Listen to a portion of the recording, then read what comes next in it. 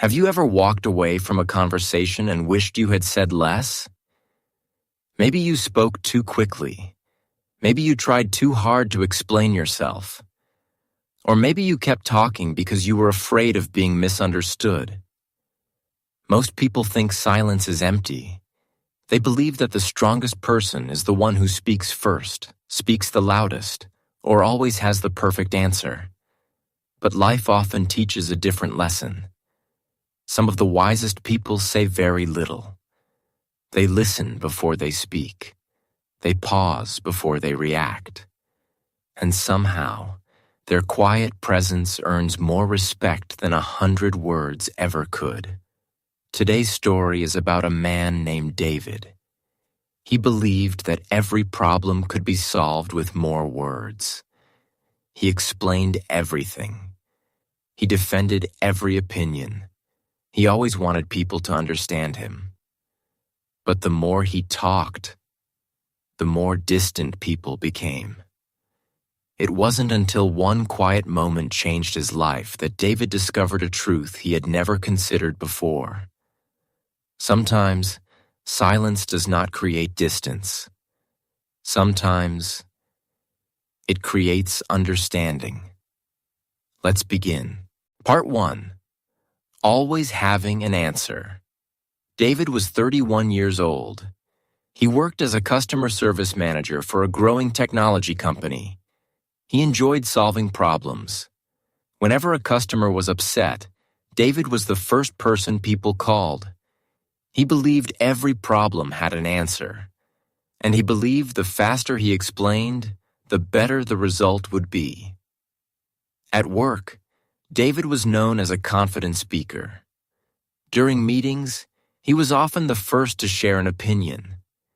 If someone disagreed with him, he immediately explained why he believed he was right. Not because he wanted to hurt anyone. He simply wanted people to understand him. At least, that was what he told himself. One Monday morning, the team gathered to discuss a new project. Everyone listened as different ideas were shared. Each time someone finished speaking, David quickly responded.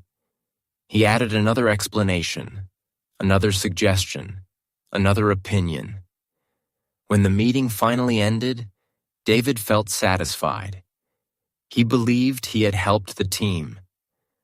As people left the room, he overheard two co-workers talking quietly. "David knows a lot," one of them said. "Yeah," the other replied.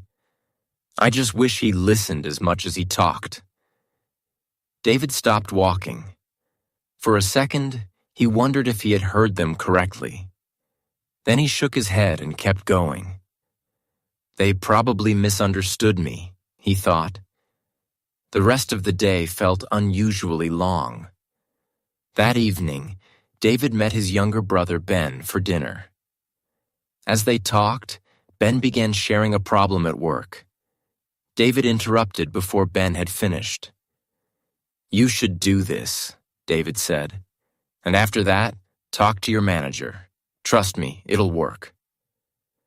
Ben smiled politely. Then he quietly stirred his coffee. A few moments passed. Finally, Ben looked up. "I wasn't asking for advice." David frowned. "I just wanted someone to listen." Those words stayed with David all the way home. For the first time, he wondered if the problem was not that people failed to understand him. Maybe he had never truly learned to understand them. Part 2.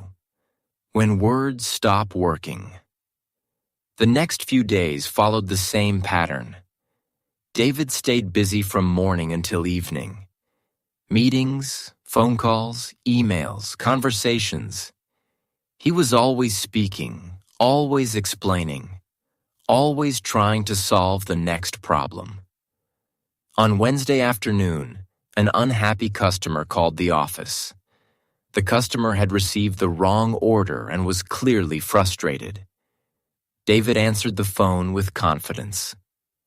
"I'm sorry this happened," he said. "Let me explain."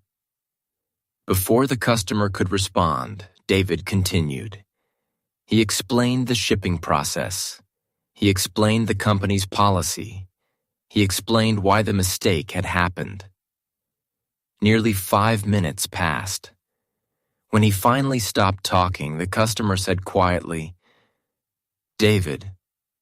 "Yes?" "I already know all of that." There was a short silence. "I didn't call because I wanted an explanation. I called because I wanted someone to listen." David didn't know what to say. For the first time, words failed him. He apologized again, this time with only one sentence. Then he listened. The customer spoke for less than 2 minutes. Together, they found a simple solution. When the call ended, David remained still for a moment. The problem had not been difficult, yet he had almost made it worse by talking too much. That evening, he stayed late to finish some reports. The office slowly became quiet. One by one, the lights turned off. Only a few desks were still occupied. As David packed his bag, he noticed an older employee walking toward the exit. It was Grace. She smiled as she passed his desk. "Long day?" David nodded. "It feels like I'm talking all day." Grace looked at him for a moment. Then she asked a simple question. "And how much of that time are you listening?" Before David could answer, Grace wished him a good evening and continued walking. He stood there, watching her disappear down the hallway. Her question stayed with him during the drive home. That night, his apartment felt unusually quiet. For the first time in years, he turned off the television. He sat by the window without his phone, without music, without distractions. The silence felt unfamiliar, almost uncomfortable. But beneath the discomfort, another feeling slowly appeared. He realized he had spent years trying to make people hear his voice, without ever asking if he had truly heard theirs. And for the first time, David began to wonder if silence was not something to avoid, but something he needed to understand. Part 3. The Quiet Lake. The following Friday, David left work earlier than usual. The week had been long. Grace's question still echoed in his mind. "How much of that time are you listening?" As he walked toward the parking lot, he noticed Grace standing near the entrance. She smiled. "I'm taking a short walk before I go home." She looked at David. "Would you like to join me?" He hesitated for a second. Then he nodded. They walked without saying much. The evening air was cool. The noise of the city slowly faded behind them as they entered a small park. After a few minutes, they stopped beside a quiet lake. The water was perfectly still. The trees, the sky, and the clouds were reflected on its surface as clearly as a mirror. Grace stood there for a moment before speaking. "Beautiful, isn't it?" David nodded. "It is." She picked up a small stone and gently dropped it into the water. The surface immediately began to ripple.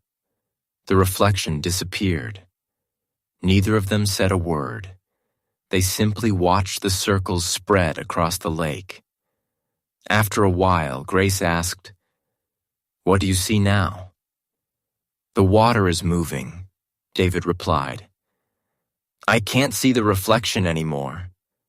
Grace smiled. She didn't explain. She simply waited. Slowly, the ripples became smaller. The water grew calm again. Little by little, the reflection returned. Grace looked at the lake. Nothing around the lake changed. She spoke so quietly that David almost whispered his answer. Only the water changed. Grace nodded. And now you can see clearly again. David kept his eyes on the lake. For several moments, neither of them spoke. Then something unexpected happened. He wasn't looking at the water anymore. He was thinking about himself, his meetings, his conversations, the arguments he had tried to win, the advice he had given before anyone asked for it. His mind had been like the lake, always moving, always reacting, always creating more noise. How could he understand other people when he rarely gave himself a moment of silence? Grace finally broke the quiet. Most people think silence means saying nothing. She smiled gently. I think silence means making space. Space to listen. Space to understand. Space to choose your next words. David lowered his eyes. For the first time in many years, he realized he wasn't afraid of silence itself. He was afraid of what silence might reveal.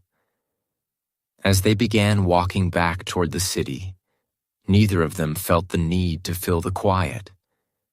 And somehow, it became the most meaningful conversation David had ever experienced. Part 4. Learning to Listen. The weekend passed quietly. On Monday morning, David returned to work carrying something new. Not a notebook, not a plan. Just one simple decision. Listen first.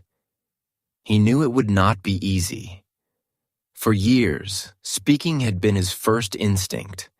Now he wanted to change one small habit. Nothing more. Late that morning, the team gathered for another meeting. A new project was about to begin. As usual, ideas filled the room. David noticed himself preparing an answer before the first speaker had even finished. Then he remembered the lake. He took a slow breath and waited. One coworker shared an idea. Then another added a different opinion. Normally, David would have interrupted to explain what he thought. This time, he simply listened. When everyone had finished, the room became quiet. His manager looked around the table. David, she said, what do you think? He smiled. Instead of speaking immediately, he paused for a moment. I think there are several good ideas here, he said. What if we combine them? The room stayed silent for a second. Then people began nodding. The discussion continued. It felt calmer. No one was trying to win. Everyone was trying to build something together. After the meeting, one of his coworkers caught up with him in the hallway. I liked what you said today. David smiled. I didn't say very much. His coworker laughed. Exactly. That gave the rest of us time to think. Those words stayed with David for the rest of the day. That afternoon, his younger brother Ben called again. Do you have a minute? Ben asked. Sure. Ben started talking about a difficult decision he had to make. David almost offered advice. Almost. Instead, he asked, How are you feeling about it? Ben was quiet for a moment. Then he began sharing more than David had ever heard before. Nearly 10 minutes passed. David hardly spoke. When the conversation ended, Ben said something unexpected. Thanks. I didn't need answers today. I just needed someone who would listen. David slowly lowered the phone. He smiled to himself. The conversation had felt lighter, not because he had solved a problem, but because he had shared it. That evening, he walked through the same park again. The lake was calm. Its surface reflected the evening sky without a single ripple. David stood there for a moment. He finally understood that silence was never about saying less for the sake of saying less. It was about creating space. Space where understanding could quietly begin. Part 5. The Quiet Strength. A few weeks later, David was leading an important meeting with a new client. Everyone had prepared carefully. The presentation started well. Halfway through, the client frowned. "I don't think this is what we asked for." The room became silent. David felt every eye turn toward him. Only a month earlier, he would have answered immediately. He would have explained every detail. He would have defended the team's work before anyone had finished speaking. This time, he did something different. He remained silent. Not because he had no answer, because he wanted to understand first. The client continued. He explained what his team actually needed. He pointed out several small misunderstandings that had grown into one large problem. David listened without interrupting. When the client finished, David nodded. "Thank you for explaining that. I understand the problem now. We'll make the changes." There was no argument, no long explanation. No one needed to prove they were right. Within a few minutes, the meeting became calm again. As everyone left the room, the client walked over to David. "I appreciate the way you handled that." David smiled.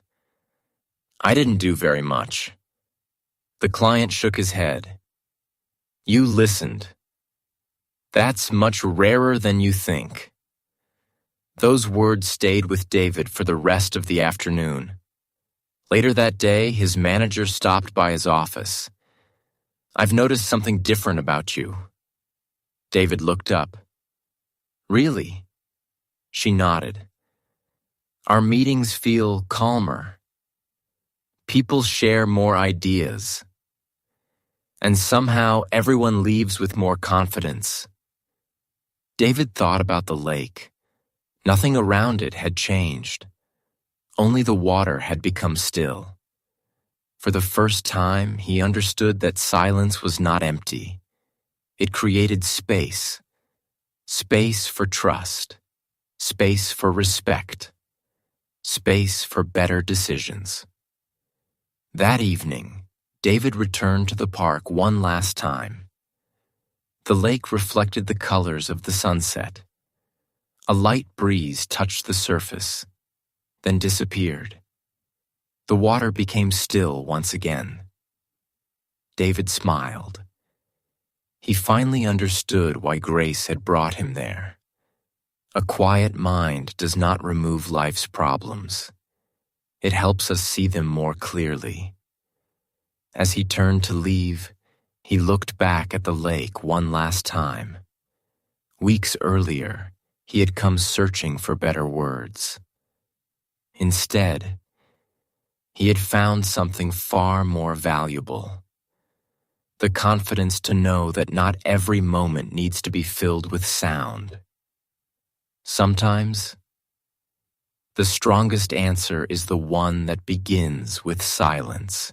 Ending. Sometimes silence speaks the loudest. David's life did not become quieter overnight. His office was still busy. His phone still rang.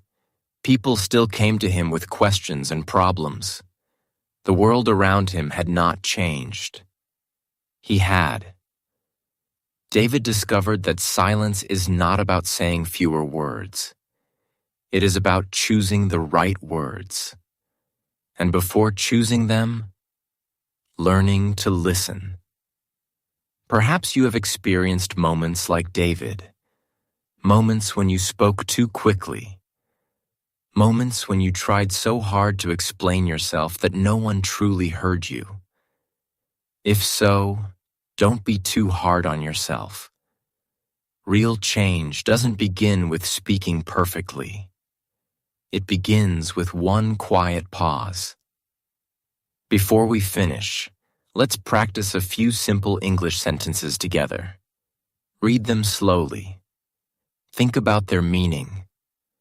I listen before I speak. Silence helps me understand. I don't need to answer everything. I choose calm over reaction. Every conversation begins with listening. Now I'd like to ask you one simple question. When was the last time silence taught you something? Share your answer in the comments. Your experience may encourage someone else who is learning the same lesson today. If this story helped you improve your English or gave you a new way to see life, please like this video and subscribe to the channel. Every story in this series is created to help you build both your English and your inner strength, one meaningful lesson at a time. In our next story, we'll discover why respecting yourself is the first step to earning the respect of others. Until then, listen a little more, speak a little less, and never underestimate the quiet power of silence.